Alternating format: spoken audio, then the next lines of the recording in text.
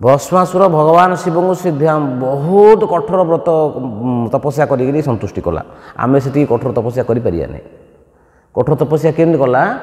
तार हाथर गोड़र सब माउंस काटिक आहुति पकईला यज्ञ आम जीवन में केवे करें एत कठोर तपस्या किंतु सेटा को कहबनी सात्विक बोलिकी कहीं से जो ये तपस्या कला तपस्यार परिणाम कौन है ना भगवान शिव संतुष्ट होकर बर देदेले जा मुंडे छुईबू सी भस्म हम हेल्ले भगवान शिव देखला शिव पाखे बड़ सुंदर पत्नी अच्छा पार्वती से कहला ये लोकटा भस्म कले स्त्री की प्राप्ति हम न मिलनी गोड़ेले गोड़ेले भगवान शिव त्राही प्रभु रक्षा कर भगवान प्रार्थना कले भगवान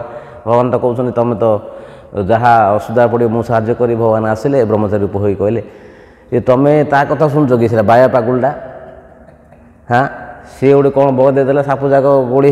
पाउंस जाक गोड़ी कथा शुणुच तुम टे टेस्ट कर दियो तुम मुंड उछुई दियो मुंड उछुई देले भस्म हो गले मैंने कहर उद्देश्य कौन ना ये जो कर्म जाक ए जाक सब कर्म पड़ोचे अकर्म जाऊनी यहाँ तामसिक कर्म जाऊँगी